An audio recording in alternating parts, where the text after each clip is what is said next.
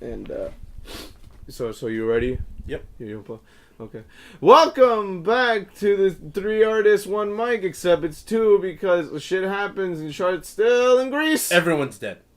No. Everyone's dead. No. They all We died. were supposed to have a guest, but things happened. But She died. No. Fuck no. Jesus. No. The guest is alive and well. She just had to go to work. I killed her. No. Stop. But 5 minutes ago, even though I don't know where she works. But yeah. But yeah. So even though I was literally ranting to you about how my week not really my week, how my past day and a half was. How have you been, Pat? I've been alright. Amazon's been fucking me for How? 2 group cosplays in a row. Like not even 2 group ones. But first with the fire one, I was supposed to do Human Torch. And, because, I wanted to, he's, like, the most iconic fire-based character I can think of. Mm-hmm. And, Amazon didn't bring my shit on time for whatever reason. Oh, no, because their personal delivery service, he ran out of time to do the delivery. I'm just like, what? Yeah. Apparently they only operate between certain hours, so I'm just like, okay, but I pay for Prime, right? So, like, why am I... Well... Like, why... If I'm supposed to get it within 2 days, who gives a fuck if he runs out of time? Mm. You know? Well, the thing is, it's like... Because the girl that I was telling you about, Mackenzie, said she used to work for Amazon Flex, which is the people that deliver it personally. I don't know if that has to do with like your thing, but mine is like AMZL or whatever. But yeah, continue. But so she was apparently she quote unquote fucked up, but it wasn't really her fault. It was either that people, when she would deliver to their houses, they either weren't there. Or they were like, yeah, I'm there, and then they wouldn't open the door, so she would have to like leave their shit there, and then that's different. Okay, the thing is, in my case, there was no delivery attempted at all. At all, yeah. Because usually, mind you, I get my stuff delivered to work, so there's no reason for it to be, for there not to be a delivery attempt. You go in, give it to the person behind the counter, and even then, I think you put directions like, oh, just leave it in the store. I just put Taco Bell in the address, and I feel like it's pretty self-explanatory. So sometimes if there's an attempted delivery, I will add the instructions. Yeah. Walk in, give it to the person, but otherwise I usually don't. They're like, do I just leave it in a fast food restaurant? How does this work? I'm pretty sure it's like, I feel like it's self-explanatory. Give it to the person behind the counter. Yeah, probably. And I feel like my local person has done this enough by now. So. Well, that's also like the thing. Like I don't know if it's the same person. Yeah. But if it is, then they've done this enough by now. Maybe. Yeah, but yeah, there was no delivery attempted at all. Apparently, the person, according to when I called them, the person ran out of time. They couldn't really get me shit in time to fix it. So I ended up having to do Harry Dresden for my fire group, and like it's Human Torch is a very fire based character. Harry Dresden, he's literally the epitome of fire. Harry Dresden, he's a wizard who works as a private investigator in Chicago. And his most commonly used offensive spells are fire-based, so it works, but it's not his most commonly used spell in the series is Fuego. Oh, yeah. I remember because we used to always talk about this in high school and shit. So Fuego and fire shit. I mean, it's literally him saying fire. Yeah, it's because of the way magic works. I'm not gonna get into a whole breakdown of how magic works in the series, but it's like him. Does he have to recite like a cantation or some shit? No. It's. He basically he mentally assigns words to certain spells, and whatever works for him. He's literally an RPG character. Whatever works for him works, Yeah. He could okay, I want this spell, and the word for this spell is gonna be like complete gibberish, and it would it's gonna be lit. Word, yeah. So but so I ended up doing Harry Dresden, not very iconic, and I find it. I hate because, all the thing about Harry Dresden, it's a very lazy cosplay for me. It's just jeans, whatever shirt I'm wearing, a pentacle necklace, and my long coat that I wear, everywhere. Which one? The black one? The long black one, yeah. And so it feels, very lazy because I'm coming to a whole group thing, and it's like, hey, I'm the one who had to put, the least work into this. Yeah, it does look kind of douchey. Yeah, and especially when I'm the one who set up the group. Yeah. Yeah, if it did feel a certain way. And, I also, it has, a staff that I carry, But it's a very lazy cosplay, so it's I felt away. I'm not coming at people who do lazy cosplays, but when me personally, I'm setting up this group. I don't feel like I should be coming in the easiest done cosplay ever. And then this week, it was a friend of mine this guy I know, he was setting up. He wanted to get like a massive just group of cosplayers and take pictures of them. So I was like, okay, I'll bring my Bane. Oh, not my Bane. You know, I haven't done Bane yet. So I was like, okay, I'll Bane from Batman. Yeah, the Batman character Bane. So I was like, okay, I'll bring Bane, and I was like, okay, cool. But which Bane is it? Is it not big giant muscle Mexican Bane, or is it? No, it's a luchador day. Okay. We're gonna shoot that later this week, by the way, because I have all the shit. I'm like, I don't. As in we, as in you and I. I. Yeah. We're doing that. Okay, as long as I get paid. Yeah, because I'm just like, I don't want to have. I have all the shit here now, and like I didn't get to shoot it yesterday. Do you know where you want to shoot it? We'll figure it out. Okay. But yeah. So and also some friends might hit me up, hey, because they wanted to do Defenders. I was like, okay, cool. I could also do Luke Cage and then switch to Bane. Because Luke Cage pretty much just like yellow shirt and then a hoodie. Are you gonna use the same shirt that you're wearing right now? Literally, I did. I just turned it around. I kind of thought that was what it was. Okay, you were talking about what was it? Black guy, Luke Cage. Luke Skywalker. Right. So they're like, they hit me up like, hey, we plan on doing Defenders at Gil's shoot. Gil's the guy who's running the massive shoot. We plan on doing Defenders at Gil's shoot. So I was like, okay, cool. I can do Luke Cage. I just gotta buy a hoodie. Yeah, and it's literally the shirt I'm wearing right now. Just turned around. Yeah. Just flip it. Make sure the tag's not seen. Yeah, pretty much. And that happened. The sweater came on time, but then like everything else for Bane came on time, but then like the mask didn't arrive. The essential part. Basically, the essential part. Like no one's gonna recognize me as Bane with everything else but the mask, So the mask was arriving Monday or some shit. So but this one is like slightly more understandable because apparently it's because of the storm. Oh yeah, definitely. So it's like, but I was still annoyed because I was like 2 weeks in a row. Amazon, come on, 2 orders in a row. Since we're also talking about the podcast thing, and I also mentioned Mackenzie said, Amazon, fix your shit and give her job back. Yeah, that too, Amazon. Yeah, I sent them a strongly worded email. Oh my god. Even though we're gonna be dating this podcast, today is St. Patrick's Day, I think. Is not, it? I don't think so. I don't think it is. Hold Whatever. on. Give me a second. Google it. When is St. Patty's Day 2018? Oh, yeah. It's 17th. The 17th? Yeah. Oh, so it's literally next week. Yeah. Alright, so people are deciding to celebrate this week, St. Patrick's Day, and it was, I mentioned it to you, I also wanted to say it on the show because you were alienating our audience. Yeah, sure. Yeah, it's your turn. So I'll just play the audio from my Snapchat. And so, being that, like, where we live, like, our general area of Jersey City is, like, being gentrified. Isn't it? You're right, though. Yeah. You're really right. Because, like, certain things I've like, this is a pretty bougie place. Like around the corner from me, like you've been on my block. Yeah. And it's not a really like classy looking block, but like around the corner from me, it's like this. I forget the name. It's like a French named cafe. Oh, Low Fidelity. Is it? It's literally called Low Fidelity. Okay. Lo-Fi. Okay. I was like, what is this? And it looks like fancy as shit in there. I'm like, it looks expensive as shit. Yeah, it looks expensive. Like, what is this? And then like down the block from me, it's not as bad, but it's like a breakfast place where they sell bagels and shit. I'm like, this is some downtown Jersey City shit. Why is this here? Yeah, and so on my walk home from work today, I'm sorry, it literally used to be a bodega. So they stepping on my territory. But yeah, so while walking home, the caption for this is "I sit with white people everywhere," and I'll just play it right now. Make sure that the audio is up. When you think you're witnessing gentrification happen live, but it's really the St. Patrick's Day parade. And then, like, as I said, I'm literally right next to the terminal where all the buses are. And then, like, when I got to the corner where Pavonia is, like, I saw the whole thing with white people literally, like, crossing the street at green light, and that's what inspired this snap. I literally just witnessed this. A group of white people tried crossing at the green light. Like, I know it's St. Patty's, but that doesn't mean go white people. What the fuck?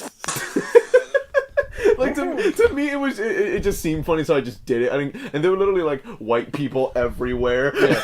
So I was just like, I'm gonna fuck. But, and there goes half our audience and all of our sponsors. Yeah. Thanks, Walter. We'll get some. It's like, hey, we'll be sponsored by like the bodega down the street or something. But do you have any? They give us snacks. Maybe. Hey, as long as we get free shit, we get sponsored. Boy. What's it go? Do you have any topics that you want to talk about or anything that happened throughout your week? Shit. No, not really. Actually, I'm not. I have 4 things listed. Okay, go ahead. So, if anything comes to me, I'll bring it up. Yeah. Okay, so I'll just read them out to you. Shit like a boulder. Cunt wars. Hide and seek alone. And this that I wanted to bring up last week, but I forgot to. Porn tax. Okay. So, do you think just shoot, shit like a boulder is a work related story? So I'll just get that one out of the way. Technically, cunt wars is one too, but all right, whatever. So shit like a boulder.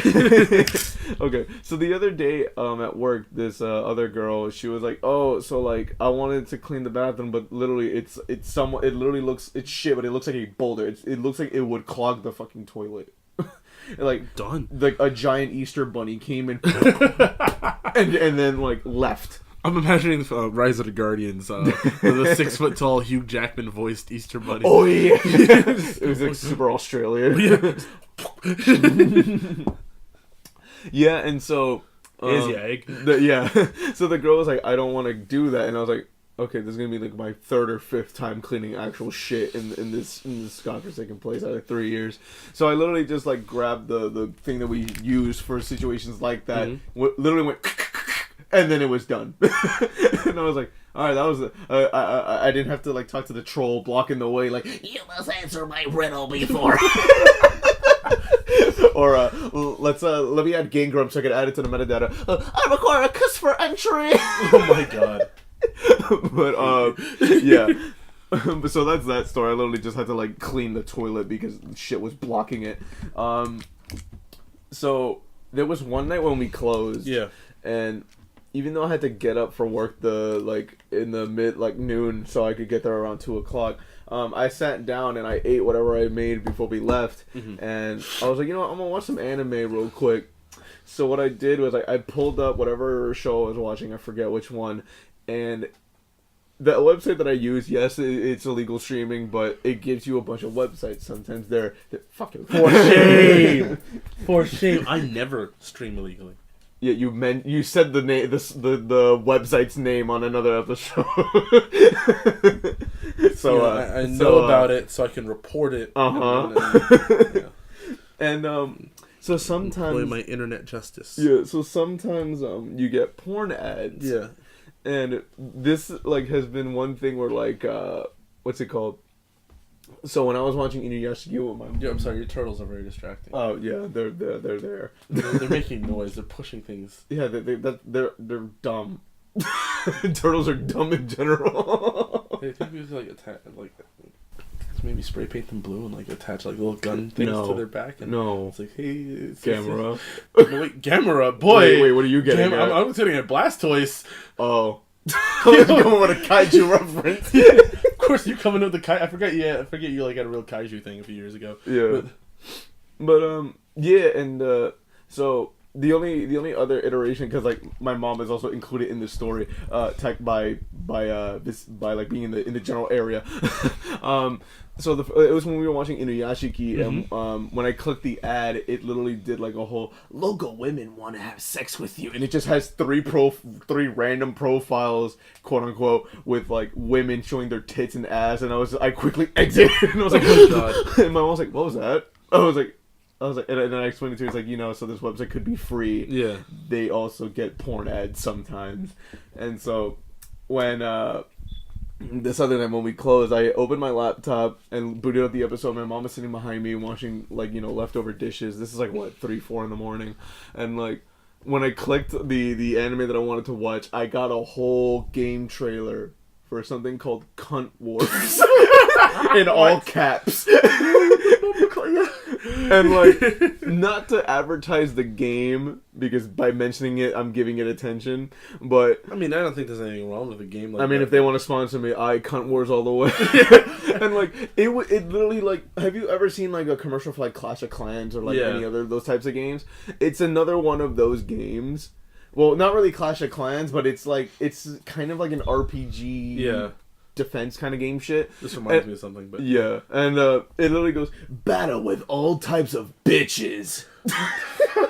I'm not gonna remember the whole thing verbatim, but it's like get all of these hot girls and use them for battle. And I was like, oh no, and like literally they all have their tits out and their ass out. I was like, oh no, nipples. And mind you, hashtag feed the nipple. Okay, the thing was, so on my laptop, it added an advertisement of that game to another tab, and the anime itself, as a pre-roll, was that game. like an advertisement for that game. And mind you, I'm trying to I was like, yo, hurry up. I had to keep switching tabs back and forth with my mom in case she turned around to talk to me. She wouldn't be like, why are you watching hentai? Or something. And I was just like, oh, I just want to watch my anime and eat so I can sleep and then wake up at 12 so I can go to work. Jesus. And it just felt awkward. And see, they're the only pets that I can't seclude.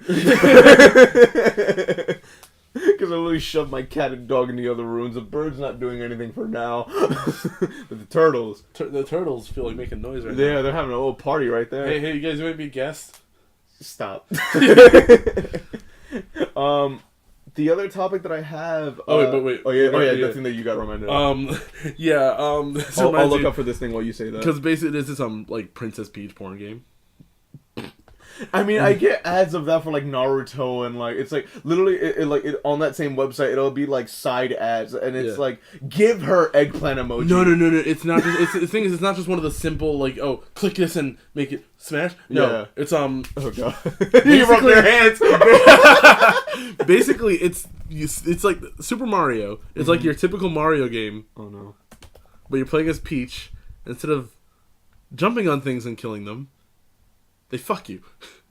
What? and then they go unconscious from the orgasm. So it's just what? Bruh, I shit you not. It's like Mario's gotten kidnapped, and you as Princess Peach need to go rescue her, and what? You roll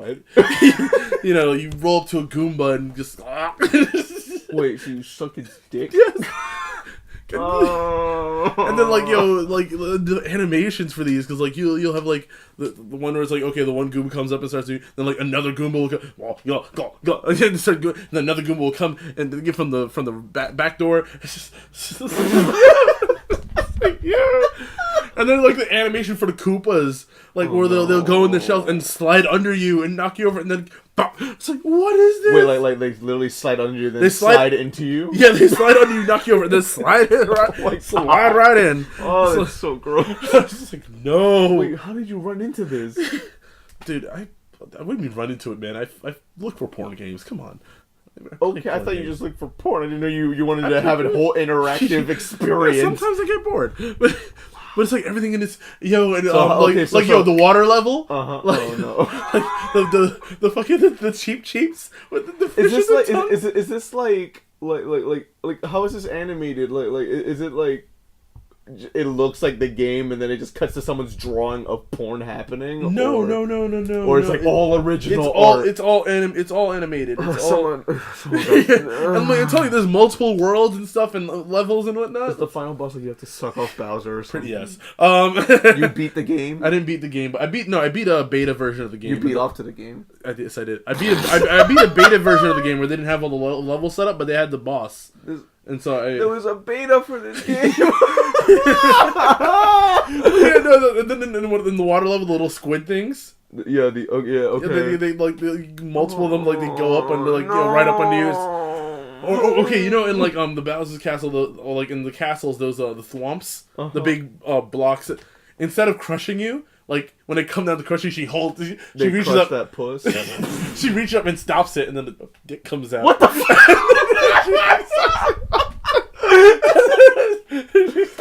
Why does this exist? Wait, no. And then the booze, right? You're gonna mention every Mario Kart. This is sort of the last one. Okay, there's also Chain Chomp, but oh god, and Yoshi. But the booze, it flies inside of you and possesses you, and then grows out a ghostly dick from you, and then he makes you jerk off. Yo, people took the time to like they probably had concept art. Like, what should we do with Boo? Let's have them possess you and jerk off this invisible. What? Fuck. And then you get eaten out by Chain Chomp and whatnot. Oh! Oh god! I haven't played it in a minute. I never beat it because, like, you know, there was an option to save the file, but it never worked for me for some reason. But yeah, I mean, if we're gonna talk about porn again, I mean, like, I also have another topic which we could just delve into. Okay. Real quick, so there's a certain star that I like watching, and like, what's the name? Delightful Hug. Yeah, that's what she goes by. I think someone has like never heard of this person. She's super cute. Delightful Hug. Okay, yeah. What's it called? Pull up a pic. I want to see. So there was like, you know, I was looking for videos and what's it called? So apparently there was a new video posted about a week ago, according to the website, and fucking. It's her and this other girl who's also super cute. She's really cute. Yeah, and so it's both of them in a car. And yeah, it's like, so it's a dude filming them, and it's literally just them hanging out and then just like playing with each other. Yeah, and like, mind you, this whole time I'm like, yo, this like is more cute than anything. Or yeah, like it's just them hanging. I was like, oh my god, look at my titties. Yeah, and then like, you know, they do their thing, and I'm just like. This like half-ass like YouTube vlog that's going on, but all right. Since we're on the topic of porn, I'm gonna skip this other subject because it's on the darker end, and we're gonna go into this other one, which I kind of wanted your opinion on. Okay. And I'm gonna read the title. Virginia proposes porn watching fee to prevent human trafficking. Okay, first off. Mm-hmm. What porn are you watching that somehow promotes human trafficking? Okay. The first sentence, well, yeah, is a run-on sentence, but whatever. There is a new bill being proposed in Virginia that would lock all pornographic sites from your phones and computers, and the only way to unlock them is to pay the state $20. Fuck that noise. I'm skipping that sentence. Like, I can't understand how that would work. Yeah. It's just like, hey, y'all losing net neutrality, so we're gonna step in. I don't know how that's gonna work at all. Yeah. Lawmakers who proposed this bill said that fucking phone. Like, yeah. Lawmaker or VPN. It's literally the easiest option. Lawmakers who proposed the bill said that by making pornography less accessible to the internet or on the internet, it will reduce the amount of human trafficking. Terry Foss of Virginia agrees with the bill. Quote, if people want to view pornography, that's their prerogative. But by having it free, it makes it too tempting for other people on the web to have access that can be influenced by in a negative way, says Foss. However, others say it's an infringement on their rights. I think that it's a freedom, well, quote, I think that's a freedom we all have as Americans, says Grace Owens. I just don't see the relevance at all. Others say it's not far-fetched to link human trafficking to porn, but restricting all adult sites might be going too far. Quote, I feel that there are a lot of side alleys you could go down, maybe only types of porn versus other types, said a woman named Carrie. You look like you want to say something. Yeah, no, because, okay, as someone who's very experienced in this field, you say as a viewer, not as someone who, like, makes porn. Yeah, I say as an experienced porn viewer and someone who, like, regularly follows a lot of adult actresses and whatnot on social media. Yeah, I don't really, there's not a lot of ways that, you know, watching porn online influences human trafficking. You don't really, it'd be hard to find that on, that's not what the sites promote, you know? Yeah. Most of the porn they promote is from, whatchamacallit, studios. Yeah, like, and production. Yeah. Production and shit, like, no, that's, or, you know, it's, you know, clearly homemade stuff, you know?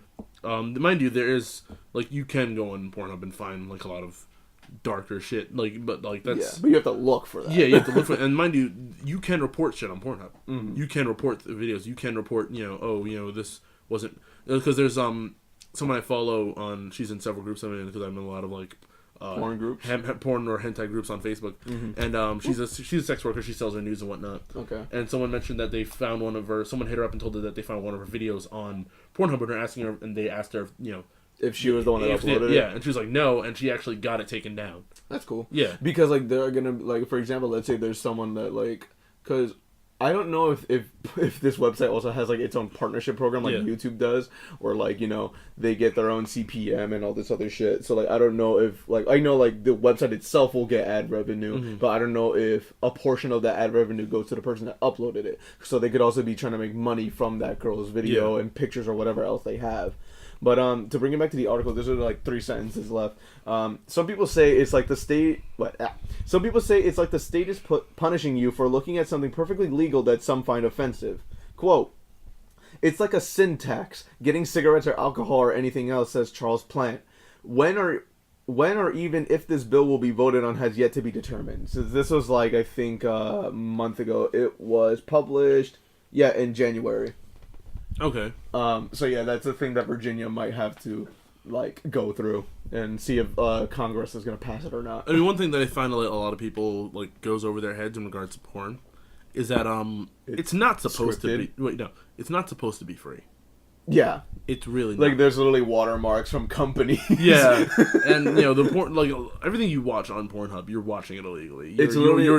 You are taking money out of someone's pockets. Yeah, it's literally like YouTube for porn. Yeah, no, because I see a lot of people like, when it comes to like cam girls, are like, why would I need a cam girl? Why would I pay for your premium? I could just go watch porn. I'm like, you realize you're supposed to be paying for that too, right? Yeah, it's not a specific service. Yeah, it's not supposed to be free. You're still, you know. It's the same thing. It's just you're not paying for it. Yeah. Even though you're supposed to be. Yeah, and like it was also just odd like when I originally found out about it, and it's like, yeah, like only people who are into like super dark, rapey, I guess, type of porns would be maybe influenced something about human trafficking, but that's like a stretch in itself. Yeah, but like human trafficking isn't. You know, they don't really upload that shit online. That's a good way. Uploading that shit online is a good way to get yourself fucked over. I mean, it also depends on like the way that people like title their videos. They'll be like, "Whore gets tricked into having sex with her dad," or something. I mean, but you know, most videos like that are scripted. They are. Yeah, but I've seen conversations like, "Oh yeah, porn should be legalized," and it's like, well, you know, it hurts the women. Like most of the women involved are pretty, you know, they're down with what they're doing. How do you know that they could be getting influenced by the companies? Like it's like you know, they could be they could the companies could just be saying that they're legally that, but really it could be kidnapped and are just acting, you know, like they're voluntary. I'm like, that is such a huge conspiracy theory type bullshit right there. It's only possible for like maybe a tiny percentage, if any. Yeah, but it's like there's a whole like there's literally. Because, like, in most videos, they have, like, their watermark either in, like, one of the corners of the screen, or they'll be, like, find more at this website. Yeah. They, like, if it were human trafficking, I don't think they would be promoting their own website like that.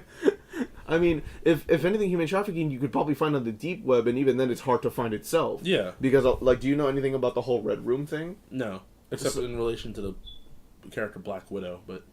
Okay, so what's Black Widow's thing with Red Room? Well, no, that's where she was trained. It was a Russian training ground for child soldiers. Okay. Yeah, so that's I said that as a joke. Oh, okay, okay. You looked at me like I was being mad serious. Like, no, I just wanted to know. Well, it was a comic character. Come on. Yeah, my bad. So, on the deep web, there's stuff called Red Rooms, and they're basically, like, supposed sites where you can, find out. Well, not find out. So you can watch people like either die or get tortured, raped, and all that shit. For example, I just went on Quora and they asked, "What is a red room on the deep web?" And the first sentence of this is like, "The closest I've come to experience the red room behaviors on a site called whatever." I'm not going to mention it specifically in this category or part of the website, and it's easily accessible to anyone. You don't have to be in the deep web to find red rooms. Be warned, much of this website is obviously not safe for work, especially. And let's see, from time to time you can get animal abuse or like really it's a bunch of fucked up stuff. Yeah. But if you go on the deep web, to get on there you need this whole program and then access the deep web through a virtual machine, which is like a computer within a computer, and then you have to install a bunch of other shit, and it's a whole process to get onto that.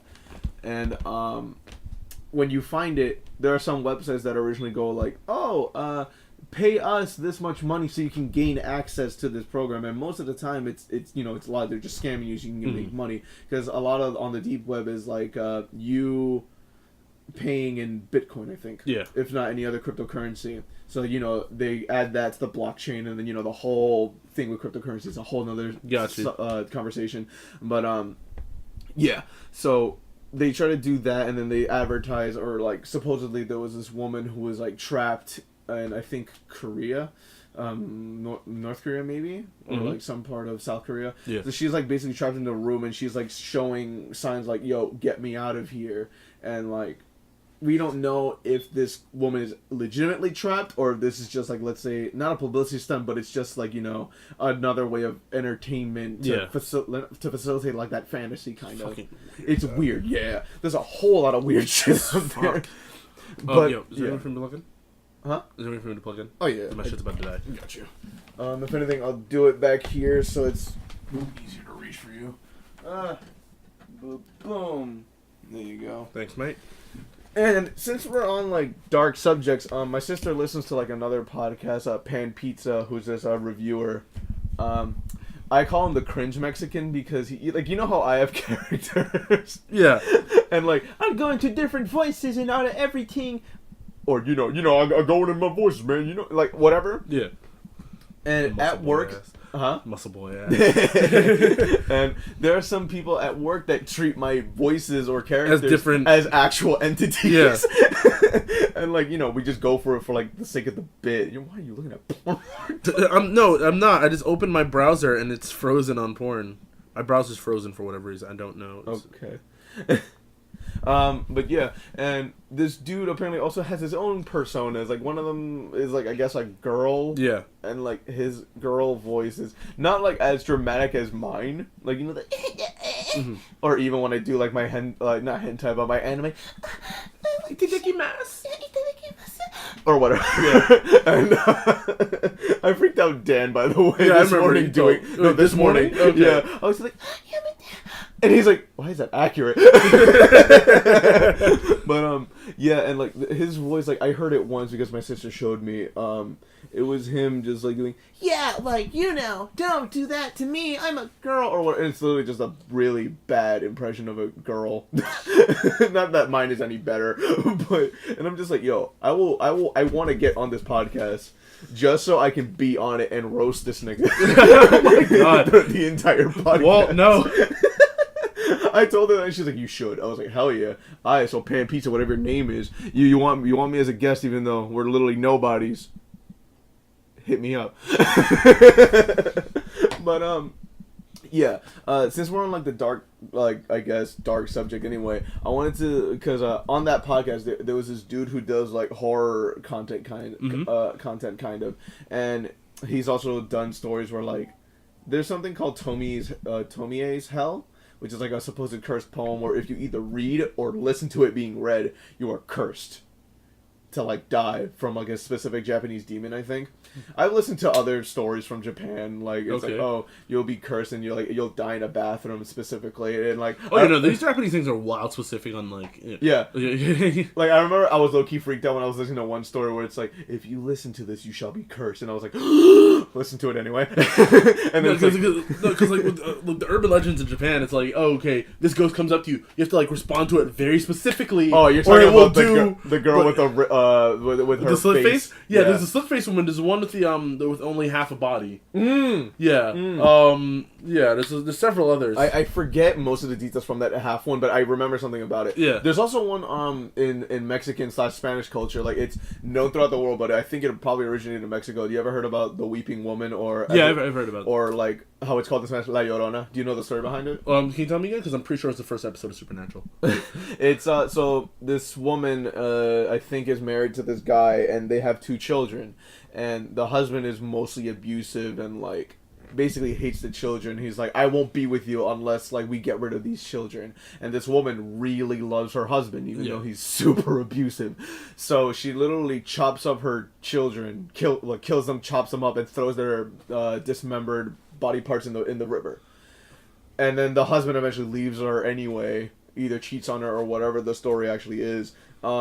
And so she deeply regrets this story, and she's like, oh, not story, she regrets her actions, and she's like, holy shit, I killed my children and threw their body parts away for no reason. So she goes into the river, mind you, they're probably long gone by then, and she's looking for them, ends up drowning, and her soul is technically attached to that river. And if you go to any specific river, or like, I guess any waterbed in general, there's supposedly a ghostly woman that will come up to you and ask Don't you, go by the river.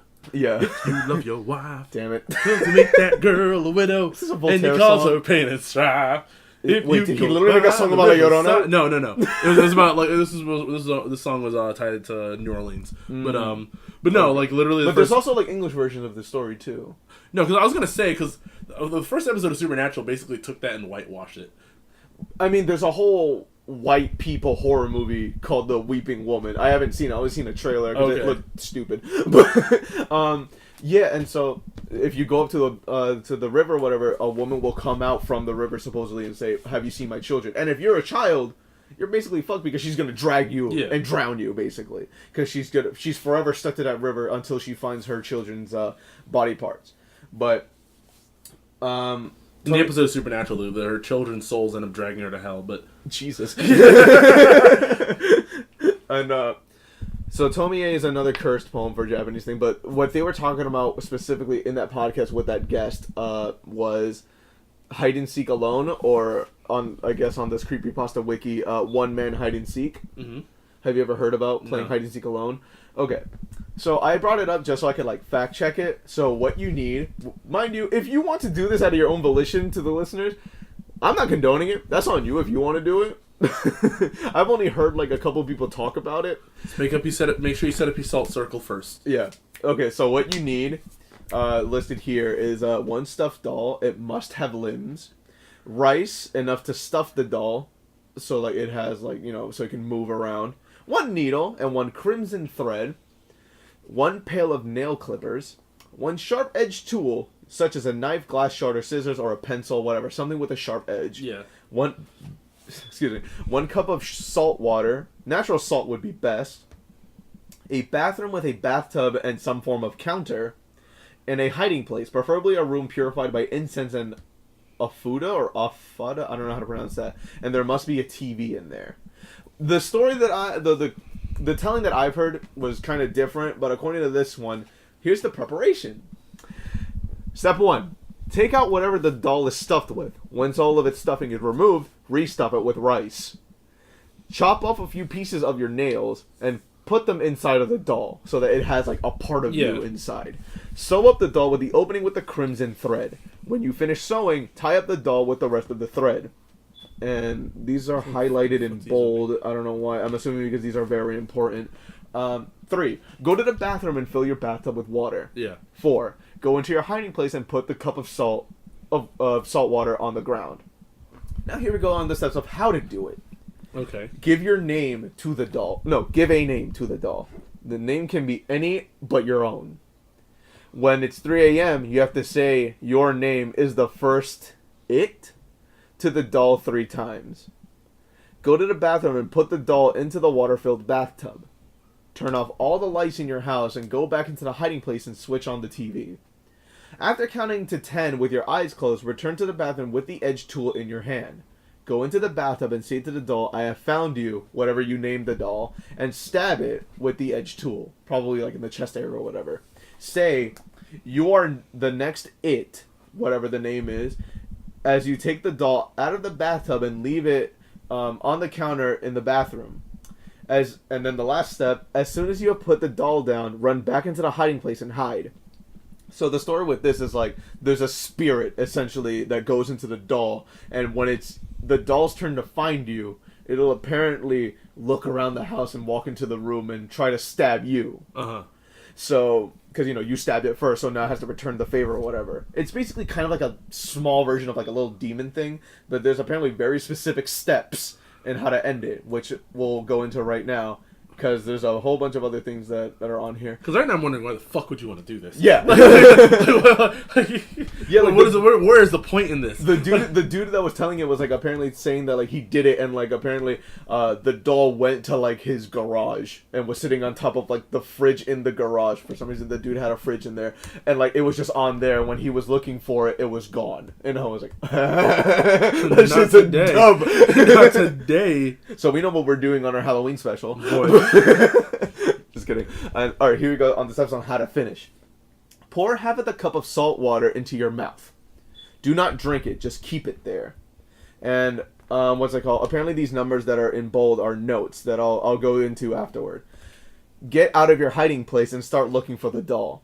The doll is not necessarily in the bathroom. Whatever happens, do not spit out the salt water. When you find the doll, pour the rest of the salt water in the cup over it. Then spit out the salt water in your mouth onto it as well and say, "I win" 3 times. This is supposed to end the ritual. After this, make sure you dry the doll, burn it, and discard it later so that you get rid of the spirit or whatever. Most important, please do not stop this ritual halfway. You must do it through to the end. This is a dangerous ritual, and I will not be responsible for what happens if you try. And other things to keep in mind while doing this: do not leave your house until you have finished the ritual. You must turn off every single light in your house when told to do so. You must keep quiet while hiding. You do not need to put the salt water in your mouth during the beginning. You only need to do it during the finishing ritual. Remember, if you are living with someone, you might put them in danger too. Keep the ritual/game under 2 hours, or else the spirit will be too strong to remove. For safety reasons, it is best to keep all your doors in the house unlocked, including your front door as well. Have friends close by, so that they can come and help you at a moment's notice, if you ever need them. Keeping a mobile close at hand would be a good idea too. And there are also steps. Oh shit, there's a fucking clip. Can we not? There's a clip that's Can we not? It's in Japanese too. Yo, I don't care. Can we not? Okay, so for the notes, for step 1, in preparation, the rice represents innards and also has the role of attracting spirits. For 2, the reason why you need a crimson thread is it represents a blood vessel. It seals the spirit or spirits inside of the doll. 3, by cutting the thread off, you break the seal and release the spirits that you have trapped. And step 4, if you go out of the hiding place without salt water, you may encounter something wandering around, in quotes, in your house, which may harm you in some way. The way to feel the presence is something wandering around is to watch, quote, what happens to the TV. And the clip that's embedded into the website is the video clip of the right shows the changes seen to the TV after 40 minutes into the ritual. So I'm assuming it's going to be flickering or some shit. I'll check that out later for my own thing, but if you want, I'll leave a link to the Creepypasta wiki in the description. Nothing really happens, but it gives you some ideas anyway. You can hear the changes in the sound. It becomes unsteady, repeats itself like a broken record, and becomes warped towards the end. Now, this is some super weird shit. Like, I don't know why people would do this. Like, yo, cause, like, you know, most times you say, okay, we're gonna do a ritual. There's a point to the ritual. Yeah. You know? There's a bunch of the because this could also be very fake because it's also on a creepypasta wiki. True that. So there's a bunch of other ones that I know of or remember. So wait, is this actual Japanese folklore or not really folklore? I think the person that tried it was from Japan, and so that's why the video's title is in Japanese. Okay. But yeah, people supposedly have tried it, and like it's so weird. Like someone wrote a creepypasta of them supposedly attempting it, and like, you know, the results or whatever. Like, I stabbed it and he tried hurting me. Like I said, it sounds like a whole ass episode of Supernatural. I mean, it might as well could be. But other like stuff like this is I forget the actual name of it, but it's like you have to go into a basement, get 3 chairs, and one chair represents the king, the other one is queen, and you're supposed to sit in the middle, and then there's a whole bunch of like demonic shit that's supposed to be happening, and you're supposed to have your eyes closed the entire time. And whenever I listen to these stories, I visualize them as if I'm the character or whatever, and so I'm imagining all of this in my basement, where we used to record the podcast. We're in my kitchen right now, and like I would give myself chills because I try to make it realistic as possible, even though some stuff is also weird. But like, what I will give credit to some people that write them. I think it's called King's Game, Ritual, maybe, I don't know, but the Three Kings Ritual, that's what it is. You want to get into it? Sure. Supposedly it's been found on Reddit, on the subreddit No Sleep, which is also a really good one if you want to read like horror stories. I don't and do shit. horror, so yeah, I used to love reading horror stories a lot. Okay. So there's a whole backstory. I don't know if you want me to get into that or just go straight into like what you need for the ritual. no, just tell 'em. Go for the backstory. Okay. I don't know if I want to use a specific voice, but whatever. I've been posting bits and pieces of my life here, but I find them a little boring and self-serving. The last one about the juvie incidents was already like 70% made of, to my shame. So today I'll post a recipe instead. This is not creepypasta, at least not yet. And I'm writing it from a train in the New York City area. What I'm about to share with you today is one of the many relatively safe ways in which you can access, not quite enter, a place called the Shadow Side. And its effectiveness depends on how seriously you take me. Your mileage may vary, refer to title. I won't tell you that you shouldn't be afraid of the Shadow Side. Chances are you've already seen it after all, and you merely think it was a reoccurring dream, quote. I will tell one of those, so. Yeah. I will tell you there is no need to be ignorantly afraid of it, though. There is a difference. Ignorance fuels fear, and fear can give that place a lot of juice to run on. You have to be big on preparation if you want to try this. It's like skydiving. If getting it right on your first try is not something you're good at, then this is not for you. If you do drugs or alcohol the night of the event, you're going to have a bad time. Okay, South Park. What? You're going to have a bad time. If you're going through some serious issues in your life and not feeling it mentally or spiritually stable, or if you're doing this just to escape, you're going to have a bad time. And if you don't follow my instructions, particularly the multiple backups I'll give you, which, trust me, are there for a reason, you're going to have a really bad time. The name of this is the Three Kings, by the way. Ingredients are a very large, empty, and quiet room, preferably without windows. If windows exist, you need to be able to cover them and ensure total darkness. Basements usually work well if they're roomy enough. A pack of candles, you'll only use one if all goes well, and a lighter. A bucket of water and a mug. A fan. 2 large mirrors like the one on your dresser. Don't worry, they won't be harmed. Or if they are, it'd be the least of your concerns. 3 chairs. An alarm clock. An active cell phone. Don't forget to charge the goddamn battery. A loved one willing to follow rules and go along with all this madness. And a small toy or dear object from your childhood. Here's the setup. Start the setup around 11 p.m. Place 1 chair in the center of the room, facing north. This is important. Place the other 2 chairs exactly to the left and right, facing your throne. The distance between your throne and that of your queen and the fool should be about the length of your arm to each side, more or less. Place 2 large mirrors on the queen and fool chairs left and right of you, facing you and each other. Try your best to have them stand at a 90-degree angle, or else you may get more or less than 3 kings. If you sit on your throne facing straight ahead, north. You should also be able to perceive your own reflection in each of the 2 mirrors without actually having to turn your head nor your eyes to do so. If you see your own reflection in the corner of your eye, just barely there, then you have done it right.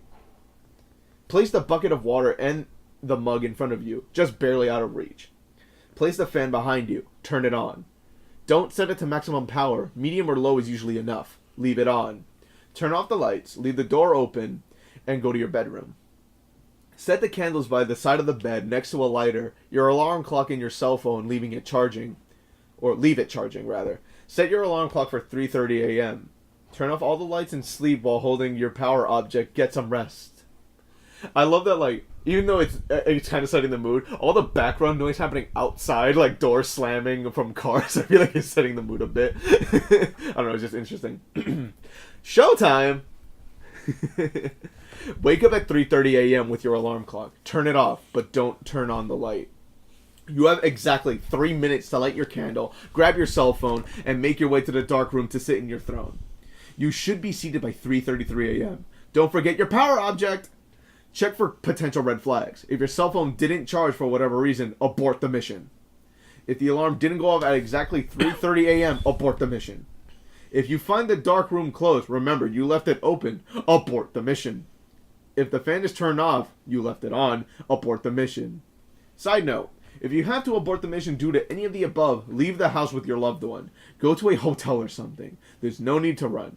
You have time to grab a jacket and your keys and whatnot, but leave. After 6 a.m., the coast should be clear. If all is going as planned, you can proceed to take your throne. Do not look directly at either of the two mirrors beside you. Do not let the candle go out. The fan is behind you. You must protect the candle with your body, which is standing in between. There's a reason for this, as you'll soon see. Look straight ahead at the darkness, not at the candle, not at the mirrors, just straight ahead.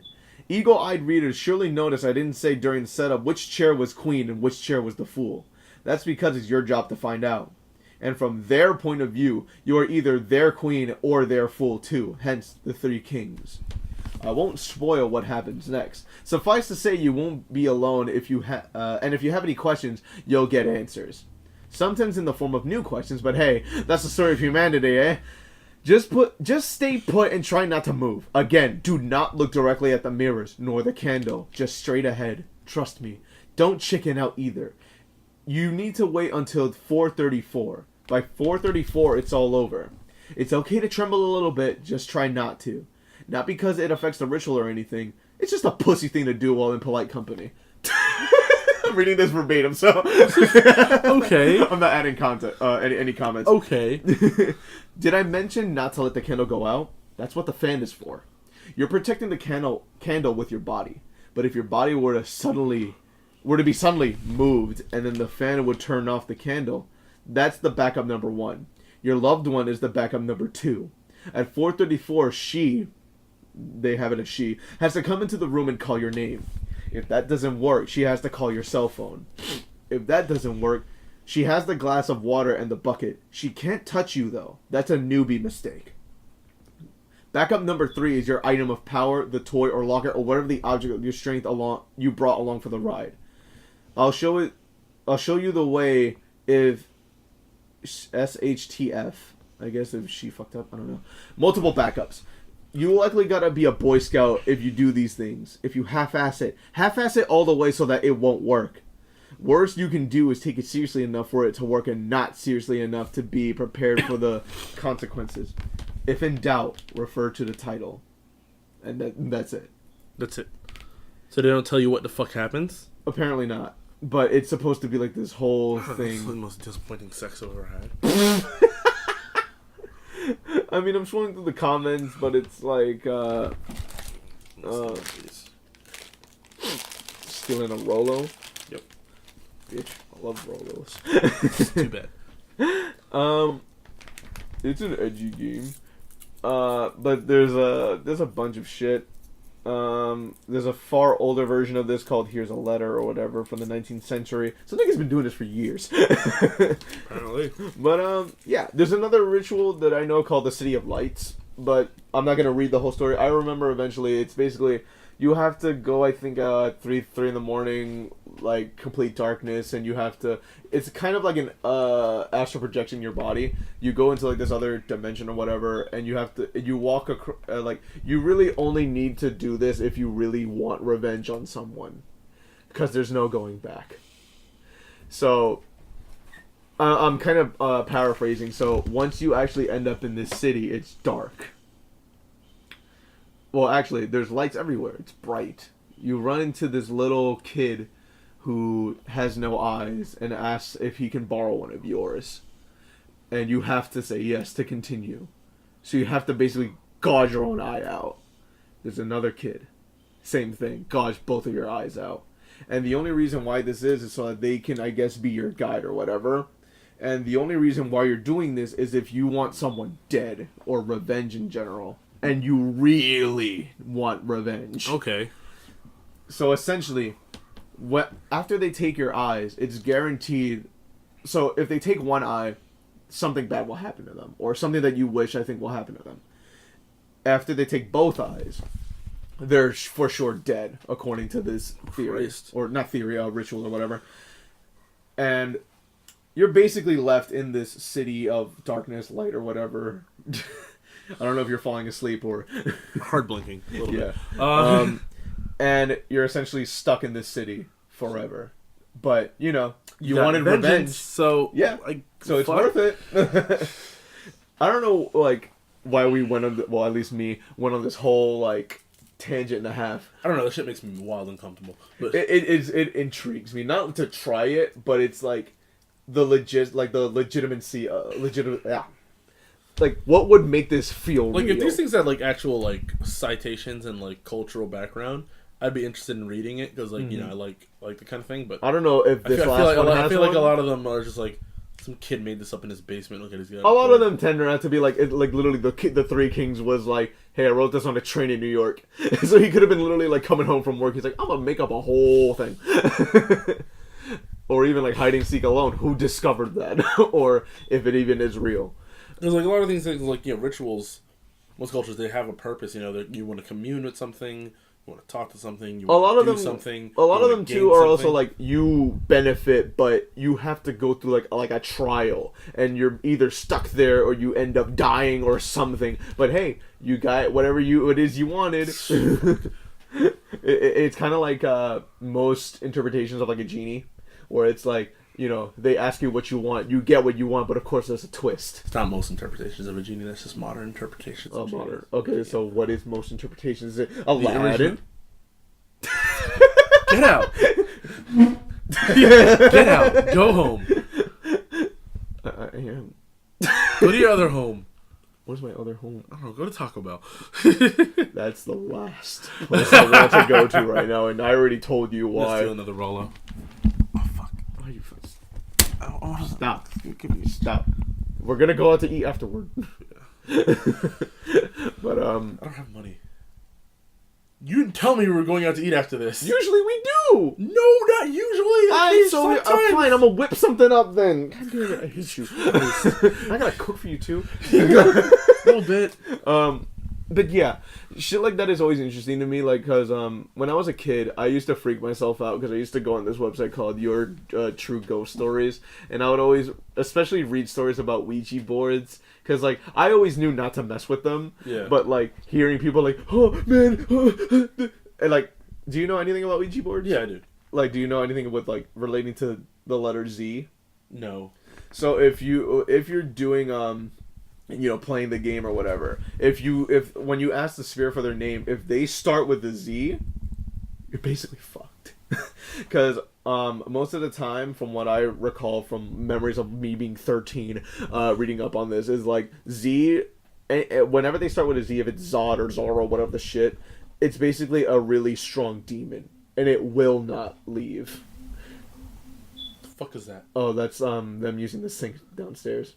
Okay, see, that doesn't help. That's why I told you, background noises while talking about this shit that really sets the atmosphere. I really hope it got caught in the audio so I can like enhance it. But it's funny because like, it goes up in pitch too. See how fucking long you wash your hands. It's like they really want to be clean. Christ.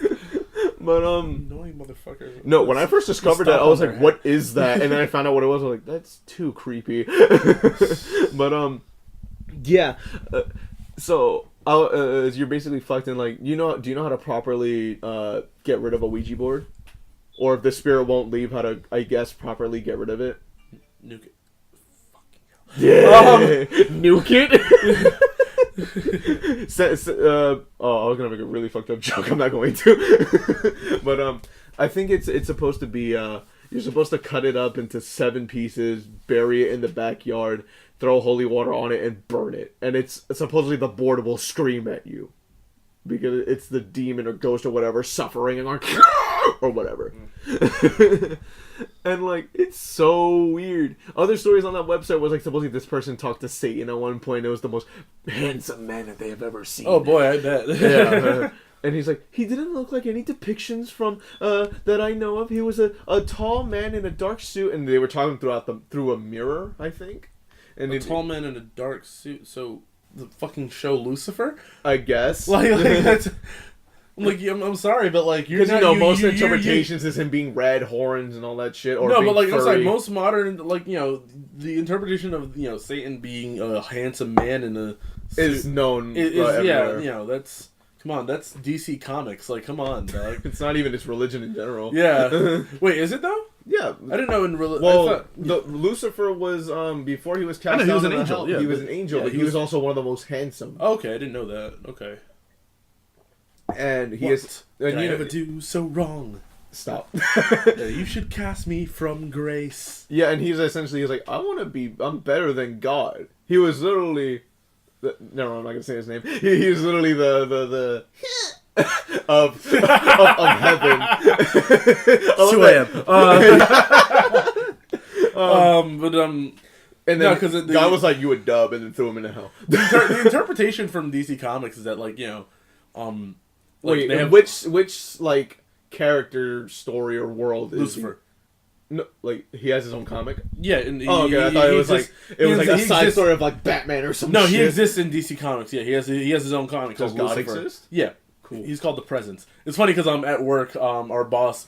I felt like he was trying to settle an argument with someone about like the most powerful character in DC Comics. It's like, hey Pat, who's the most powerful DC character? The Presence, which is DC's version of Yahweh, God. Yeah. So it was like, who's that? I'm like, literally DC's God. Yeah. It's like, literally but God. like, who's second most powerful? Lucifer. I feel like he's expecting me to say Superman or some shit, and I'm like, no, he's Galacticus. Because I'm like, yo, you have a long way down to go before we talk about characters that you would actually know. Superman. I'm sorry, but Superman's pretty far down the scale, even as powerful as he is. But because it's really like he expected me to come out with some generic ass answer. The Hulk. Yeah, I really feel like he expected me to say some shit like that. Even though isn't the Hulk Marvel? Yeah, Hulk's Marvel. Yeah, but like the Marvel version of God is the one above all. But all these pretentious ass titles. the good one, the great one. And it's funny because Variant, this comic, whatchamacallit, this comic YouTube channel, sponsors. They came out with a video the other day that was apparently really requested. It was, who would win in a fight, the Presence or the one above all? And the answer was it like a death battle? No, it's not a death battle. It's just them like giving stats on both sides and saying, hey, maybe this person. They don't research as much as death battle. They don't do animation. It's just like a quick 5-minute video discussing the topic. Oh, okay. Yeah, and I'm like, even seeing the title, I'm like, this is stupid. They're both literally God. They can literally do anything. Yeah, I was like, well, how is this a fight? What is going on? And the answer was like, literally, it'll be a tie. Yeah. I was like, yeah, the same thing. I'm like, they even speculated that maybe it's the same being because it's been established that like DC and Marvel exist in the same like omniverse or whatever. Blah blah blah.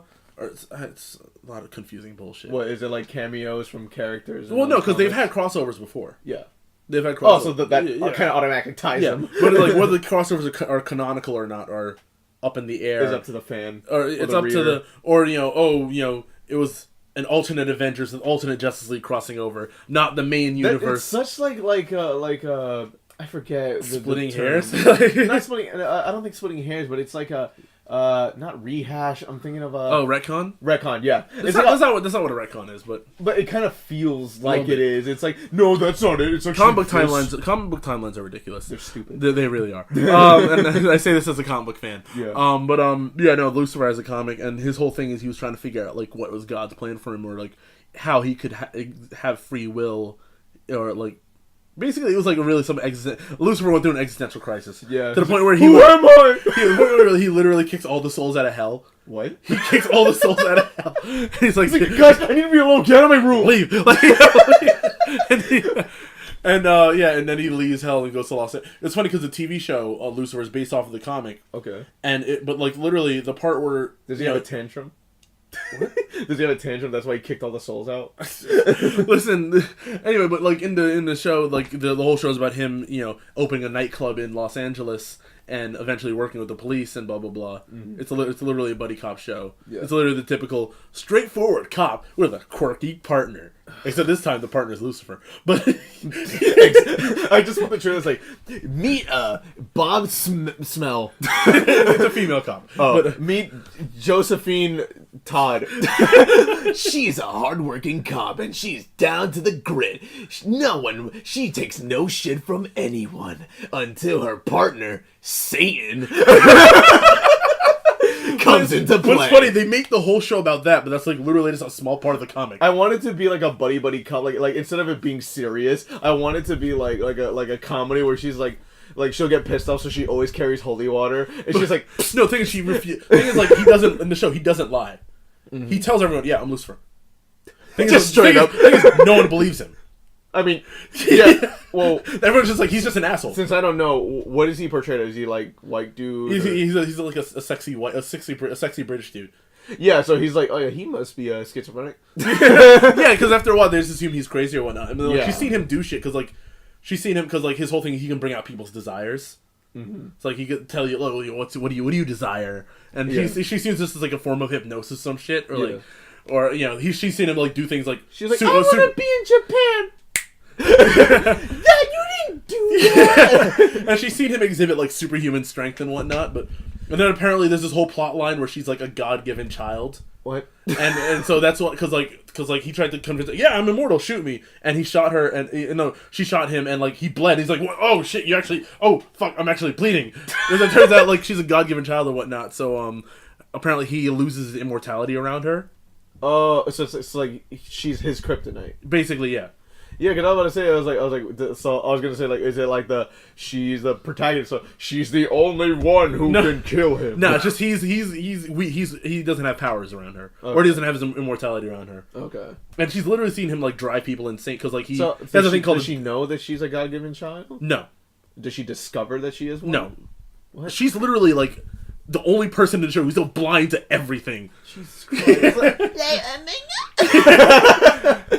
And she's like, the season one, she was trying to figure out like everything. Oh, what is Lucifer? What is he? How he's like literally, I am the devil. That's it. Read the Bible.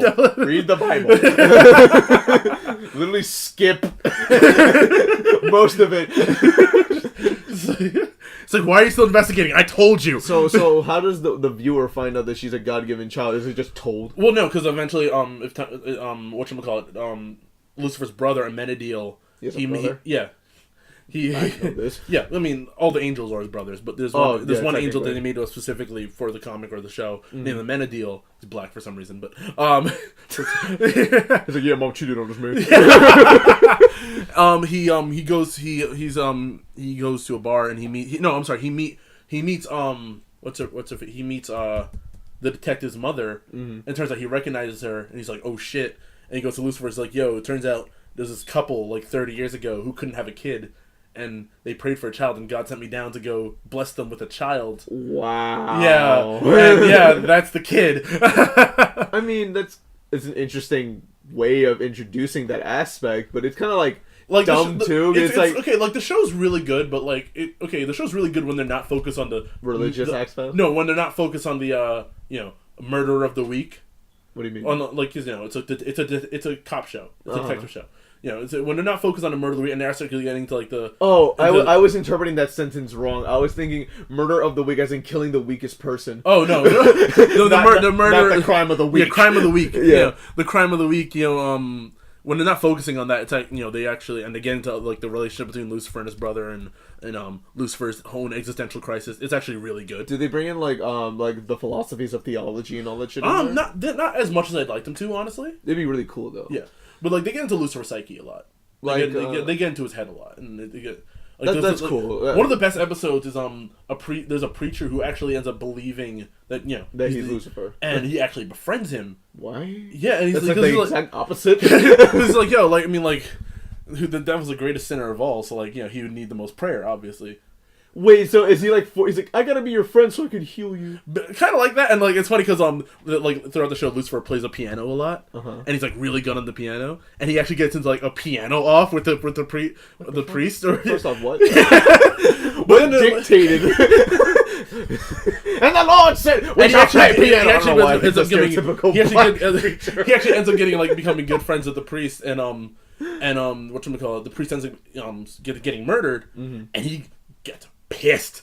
He almost murdered. He straight up almost like he's almost murdered people a lot throughout the show. Can he bring them back though? No. Okay. They actually limit his power a lot in the show because in the comic he's like literally the second most powerful being in the universe next to God. In the show they depower him a lot.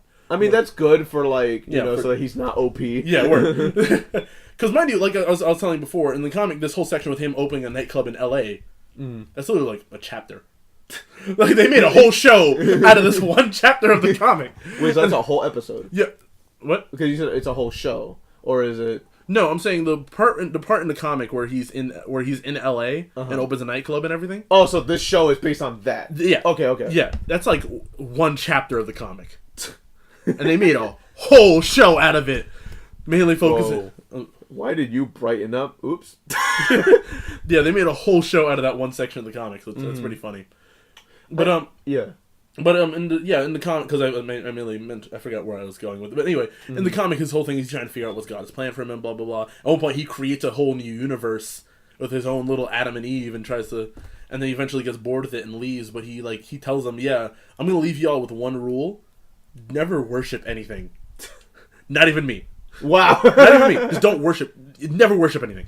And just be atheist. And then he dips, and then it turns out, like at the end, God created him just so God could have something that was an outlier to his plan. Yeah.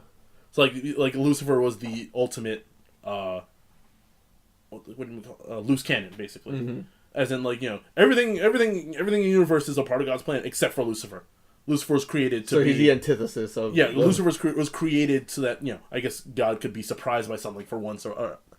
Well, the thing is, like, God is supposed to be omnipresent, so that kind of, like, doesn't really... I don't know. I didn't read the comic yet. Yeah. But I guess they probably explain it, or they'll probably limit certain aspects. Or, maybe. Or, the whole thing is, like, the only, Lucifer's the exception. Okay. I guess. I don't know. But... good comic, good show. They diverge heavily. Like I said, the show takes one section of the comic and stretches it out into a whole ass TV show. Well, I wanted to mention it too, because it kind of correlates with that, like how I was asking, like, if they bring up the philosophies or like other stuff. Like, I like when shows when they deal with fantasy and they bring up like their own interpretations of, like, let's say fantasy characters. For example, the Ancient Mage's Bride, like they brought in Orfeo, Titania from Midsummer's Night Dream. Yeah. They bring in their own versions of like banshees, vampires, like, and they're, I guess, refreshing because I don't really listen. Like, I still have to watch Hellsing. Like, I heard it's really good. You keep looking over there. Sorry, no. But from that show at least, like the episode yesterday got dark, and I really enjoyed the episode. I don't know if you want me to talk about it, but go ahead. In case if you haven't watched it, spoilers ahead for Ancient Mage's Bride. So this girl, to quickly summarize it, she was, I guess, orphaned, and then she was auctioned off to the magic dude, and he was like, I want her for like £1 million. And then because he wanted her to be his apprentice, and then eventually become his wife. And she's apparently something that's called a sleigh beggy.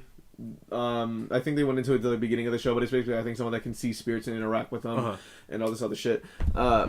Eventually, they introduce this character called Cardophilicus, something like that, and it's this dude who's like super fucked up. He basically goes around like tempting people and like gives them what they want, but kind of like the modern interpretation of the genie. He'll give you what you want, but in a fucked up way.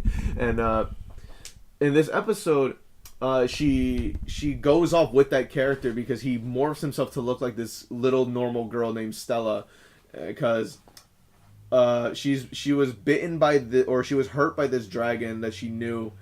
Okay, I have to explain like a whole bunch of like other episodes. So she knew this little dragon from the land of dragons, and the people who hunt / auction off people, the same auction where this girl was from, they captured one of the dragons and tortured it essentially, and it forced it to grow up kind of, and it went into like berserk mode, and the girl eventually calmed it down, but she got hurt in the process. Basically, she got cursed and her arm looks like all giant and gross. And it's told to them that like not even witches or strong mages can fix it. So, but there's a theory that a human life or soul can maybe cure it. So, being that Elias, the magus dude, doesn't really know empathy or sympathy, he's like, oh, like he has emotions, but he doesn't know how to interpret them because he feels a strong sense of jealousy towards this little girl because she's kind of like a little sister to the main girl, what the fuck was her name even? Chise. And so basically, because supposedly when she's around, Stella takes all of Chise's attention from Elias. Yeah. So he gets super jealous, and so he's like, I want to use this girl as the sacrifice because I don't know what this feeling is. I just know that you take all the attention from my basically wife, even though she's 15. Yeah. And he tries to kill her. Chisa finds out. Even her, Chisa's familiar, this dude that can turn into a dog, or a demon dog or whatever. He's in on it, and she's like, I can't even trust y'all. So she runs away with Stella, who turns out to be Cardophilicus, or whatever his name is, Cardaniga, or Joseph, as like has been revealed that his name is. But supposedly they relate that character was someone who's related to the Bible. I found out because I was reading the comments on the website, and he was someone that I think was like making fun of Jesus, and like he had like his own trial, and like so I don't know, like it'll be really interesting if they bring that aspect into that character, and like it's just I like that kind of world building, and like it shows like, you know, it's not just here's a story about this girl who has to train magic and shit. And, like, this episode was, like, super cool to me because, like, it delves into her past. Like, it was already implied that she had a fucked up past. Like, her dad left and then her mom basically went crazy. And they showed a flashback while the dude's torturing her, essentially, or, like, trying to get rid of her arm. So they basically gouge out each other's eyes. Yeah. He's like, hey, so if you want, like, the Cardophilicus literally just goes, I hate you, but I'm going to help you. And rips out his own eye and goes, so, like, give me your eye. And so he rips her own eye out, and they switch eyes, and then eventually knocks her out. He's like, I'm going to take care of your arm, but while you're asleep. So while she's asleep, he basically forces her to relive her memories as a child. And it shows, it delves into her backstory, which I really enjoyed. It showed that her dad it implies that he knows stuff about magic, and that her mom can also see stuff because they're apparently the same. So I guess it's implying that her mom was also a slave beggy, but she didn't know. And the dad essentially leaves one night with his newborn son. Well, not really newborn, like with his son. Yeah. And the wife kind of goes crazy, and there's all these spirits that she can understand or see, and like they're tempting her, basically, oh, look at her husband or the guy that used to be with her to protect her is gone. It's all because of that little girl. And basically kind of like being like the Lucifer aspect, like if you want to relate it to Adam and Eve, being like, oh, do this and that, like tempting them. And there's one spirit that ends up in her home, and it's like, this could all be avoided if you didn't give birth to her. And she's like, no, I can't, no, this is my daughter, I have to protect her. But then she just gives into this and goes, on the other hand, I wouldn't be suffering if I didn't give birth to you. Mind you, this woman is like, they show through the scenery, there's eviction notices, she can't hold a job because the spirits fuck with her while she's at work. Yeah. Like, for example, they showed her like working at like a supermarket, and then like some spirit knocks down a whole thing, and they're like, ever since this girl started working, all this shit has been happening. So they fire her. She can't pay rent. They're trying to evict her. She's like, it's all because of this daughter, of my daughter. And it was so depressing because like they show the mom walk over, be on top of her daughter, and just starts strangling her. And she's like, I shouldn't have given birth to you. Damn. You ruined my life. And the girl's like, Mom, what are you doing? And like, I was like, yo, this is like so dark, but I'm enjoying this a lot. And then Chisa eventually passes out, and then she breaks from like that trance or whatever. She goes, holy shit, what did I just do? I almost killed my daughter. Damn, son. And she's so, like, distraught by this. Like, she just wakes up, she's like, Mom, what happened? Are you okay? And you just see, like, the mom walk into the balcony, faces her, and goes, I'm sorry. Falls off the balcony and kills herself. And that essentially leads her to being an orphan and being chastised by society and everyone else around her. I was like, dude! and like, mind you, this girl started out as like being like, she's always been portrayed as being super weak. Like, it's been told us by, like, she's eventually gonna die. Because, like, her body's really weak and frail. Even though she produces a lot of magic, she's going to die because of this magic or whatever. And when she's talking to, like, a kind of embodiment of this Cardophilicus or whatever, he goes, what are you? He's like, I'm a piece of him, but, like, he's been through so much that no one even knows what he really is. I don't know if I actually am a part of him or if I'm just some other being that was, like, that he interacted with. And so basically, she kind of has to, like, sign a deal. She's like, I'll help you. Like, I can either be your blessing or your curse. It depends how you interpret it. But I will help you.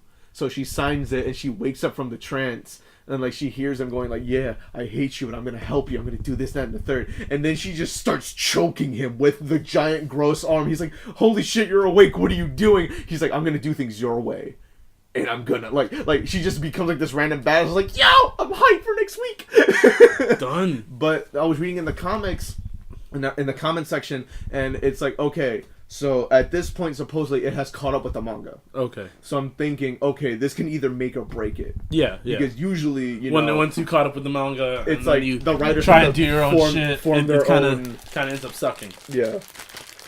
But I'm hoping that the writers, like, figure out a way to finish the story for what it is.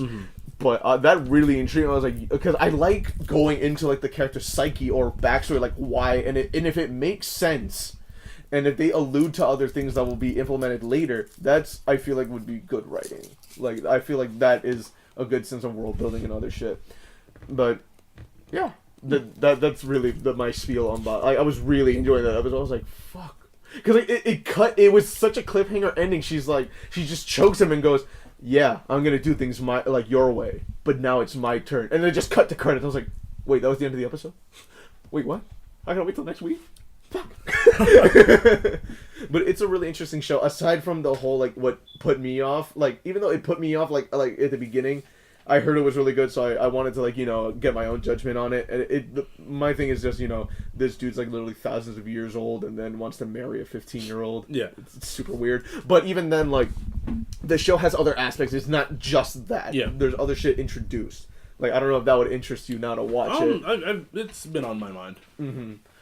But, yeah. We've been going on for, like, almost an hour and a half. Have we? Oh, shit. See? Like that's why I kind of like we just go off. Yeah. You know? Like the Going Off podcast with Rap Critic and Muse. I'm kidding, but... listen to them. They're good. They're a good podcast, too. But no, one of the things with Lucifer that, it was like one episode, and apparently this monologue was taken, like, verbatim from the comic. Yeah. It was when his psychiatrist was trying to get through to him, because he has a psychiatrist in the show.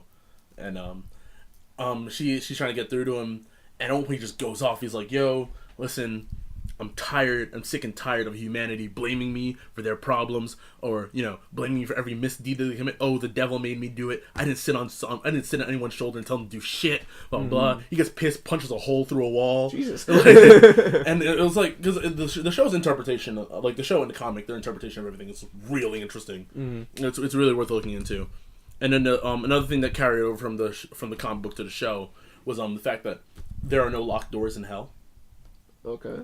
Basically, everyone in hell is in there for their own guilt. They can leave at any time. Oh. They can leave whenever they want. That's actually interesting. Yeah. But it's just they're just trapped there by their own guilt. Okay. There's nothing keeping them from leaving. Because usually, like most people's interpretation of hell is, like, they're there because they sinned and they're chained there until they pay for their sins. My thing is, like, I'm like, okay, but, like, what about people who don't regret the horrible things they've done? Yeah, it's what about sociopaths? Like, you know, what about sociopaths who can't who are incapable of feeling bad for or feeling guilt for the things they've done. That kind of interests me. I'm like, how does that? No, they never. I don't think they haven't gone into that at this point. So I'm like, how does that? Where does that play into things? Do the most horrible murderers who don't have regret go to heaven? Like, what is it? That's or maybe they would at least either be, I guess, like. They would either probably go into purgatory. If not, they'll probably roam the earth as a spirit. Maybe I'll probably show you a monologue when we're done because it's really good. But yeah, good show and interesting. And then in regards to like pulling things from various mythologies, the series I mentioned before, the Dresden Files, does that a lot. Where it's like basically they pretty much establish that every different mythology exists in some way, shape, or form. It annoys me that like most of what we've seen so far has been pretty Eurocentric. Yeah, but because we've seen, like you mentioned, Queen Titania. We've seen Queen Titania. We've seen Queen Mab. We've seen both of the fairy courts. Yeah. Whatchamacallit, Odin, who turns out moonlights as Santa Claus. Wait, what? Yeah, the Greek gods. Yeah, we've seen the Greek. We've seen one Greek god. There's gonna be more. Dragons. Whatchamacallit. The only like I said, they don't do a lot of non-European stuff, which annoys me because they're like they basically straight up say all these mythologies exist, but it's all European shit. Yeah. So it's like, okay, can we get... I think it's also because, like, some people, if you take it from, like, let's say other cultures, some people might complain and deem it, like, cultural appropriation, maybe. Well, I mean... For example, like, if they start doing Shinto gods or, like, Indian gods. A lot of people write about Shinto... Okay, Indian gods is another thing because a lot of people still worship Indian gods, so that's why Shinto is practiced at a minimum Shinto level. is practiced. I don't think the gods are worshipped in Shinto anymore. I don't know. There's a certain percentage of people that still worship those. Yeah, I don't think it's as big as Hinduism. That's why. Of course not. Yeah. Shintoism. I don't even think they really touch on the gods anymore or stuff like that. But I still see a lot of people use. There's a whole video game, Smite. Yeah, where you can play as various. And they got a whole lot of controversy. They got a whole lot of controversy from the Hindu community. Yeah, so that's why I'm like, I don't really touch the Hindu gods. Like, I mean, like.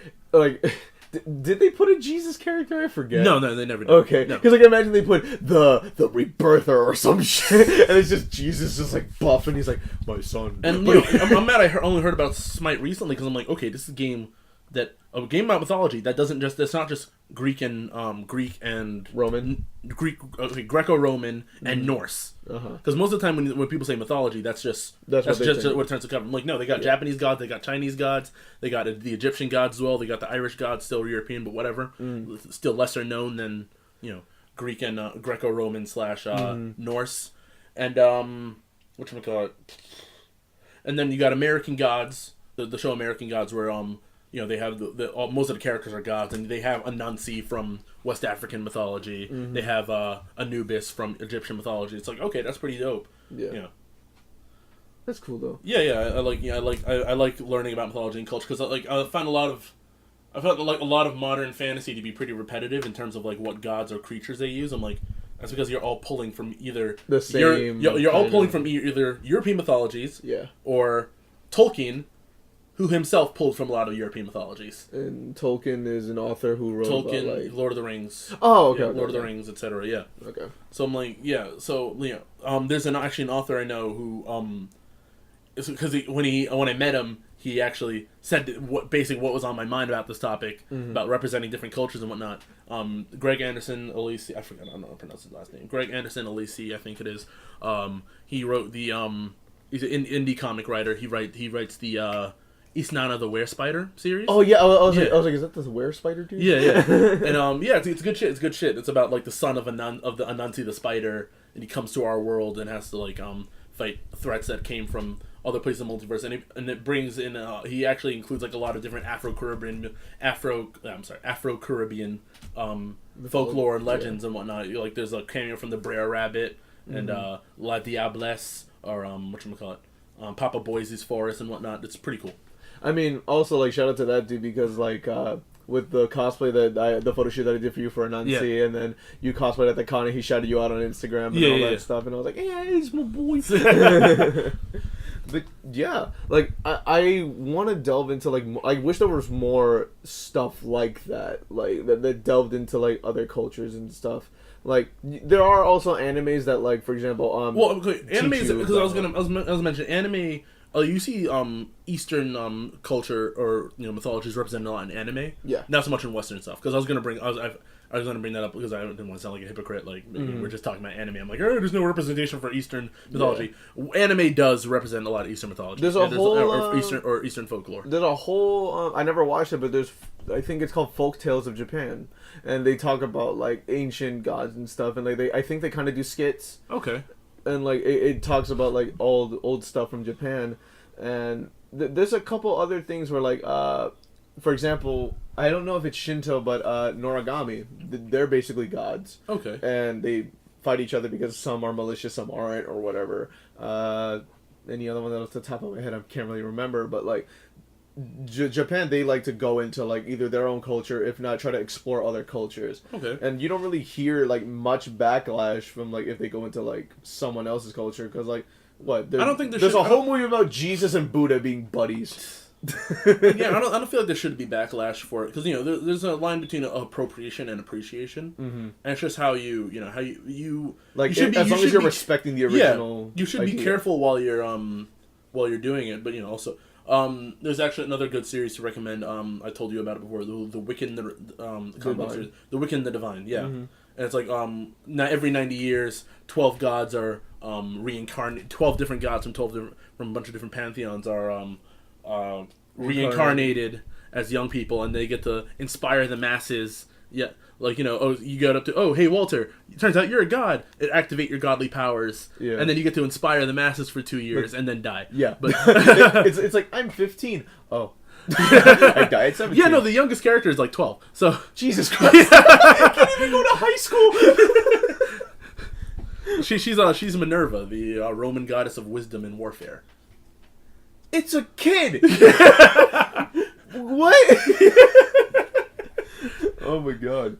But I feel like if we want to talk about other culture, that's a whole nother conversation. Yeah. But it is interesting. I also like you want to respect the original stuff because like it kind of also ties into like, for example, I talk to other people about like hip hop culture. Like a lot of people, for example, when white people decide to rap, or even Asian people, they're like, they're not respecting the original culture. Like, for example, there was a whole thing about Lil Xan who said that Tupac is boring.